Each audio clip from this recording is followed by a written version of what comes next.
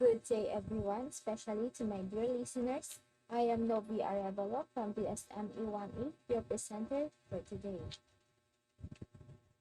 Today, we will talk about a research study entitled Basic Interpretative Study Extensive Use of Technology Among Senior High School Students.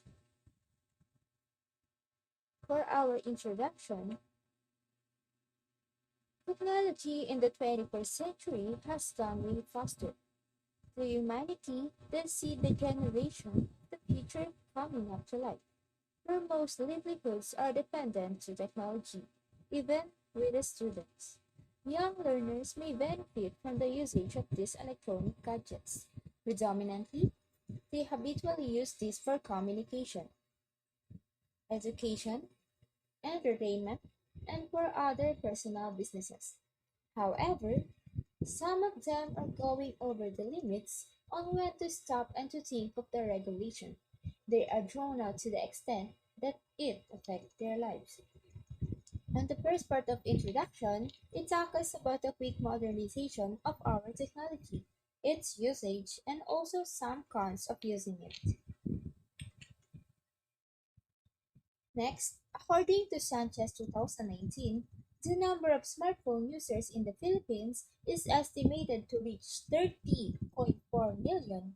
The interpretation would mean that 32% of the population in the Philippines use a smartphone in their living, and this is expected to rise to 40% by the year 2021 or our current year.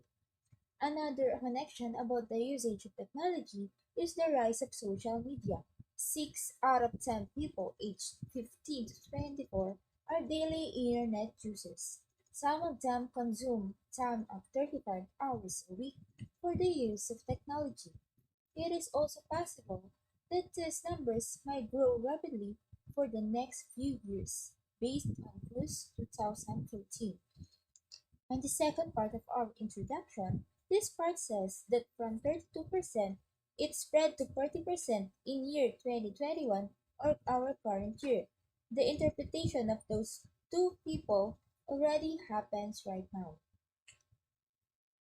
Students, especially senior high schools, are experiencing the living dilemma. Because of that, their excellence on different aspects of their lives starts to bust down, specifically for the academic performance of these folks. Inside a classroom, the probability of a student to interact more to his or her classmates is lesser. Reason is that they might be living their hearts out virtually and prefer to spend most physical activities there since it is much easier work to do. The concept is technology doesn't make an individual lazy, but the extensive use of it. This is also overmuch to think that some use electronic gadgets secretly during class hours. The last part of the introduction was all about the students whose overuse their gadgets or using their gadgets. Some of us merely way back our senior high school days. We secretly use mobile phones even class hours, right? Come on, admit it. Next part is a background of the study. Distributed Cognition Theory by Edwin Hutchins in 1995 connects the study to its concept about technology. In this theory, the student is afforded with more power, and it is centered on students being able to learn in systematic learning environment. A student learning a bit of information and understands or recognizes a short info for at least a long period of time is called the cognitive residue. Learning stations can be by means of technology and also can be used by tools such as modern gadgets and technological teaching aids. It is also through interaction between others that is paramount in its importance. Cognition is possible through communication by physical or technological means. The role of distributed cognition theory in the study is that this implicates the usage of technology as a learning ground for improvement. On the other hand, Thorstein Veblen's technological determinism, the first significant elaboration of technological determinist perspective of socio-economic progression came from the German philosopher, theorist, and economist Karl Marx, who reasoned that changes in history, and particularly productive technology, are the prior influence on human social relations and organizational structure, and that social relations and cultural practices finally revolve around the technological base and economic base of a given society. For our statement of the problem, this basic interpretative qualitative study aimed to explore the extensive use of technology among the students. This sought to answer the following questions. Number one, why technology is used among the senior high school students of Maribel Senior High School, Sitio Mabukay.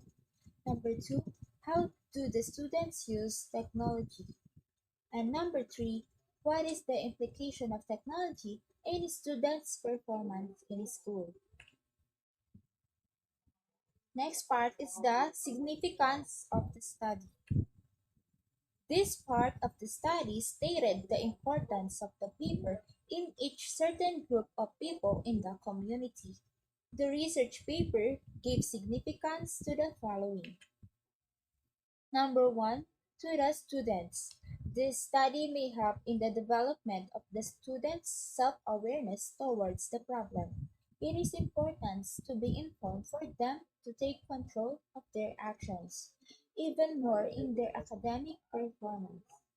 That will be possible for they will learn recommendations and guidance on what to do. Next, to the teachers. This study may help the teachers to distinguish or analyze their needed approach for the performance of the student. By this study, they can gain benefits as they handle and deal with students like this when they are at work. It will help them through studying on how to cope probable events. Next, to the parents. This will make them realize to give more time and guidance to their children. With the results, parents are more aware of the performance of their sons or daughters in school.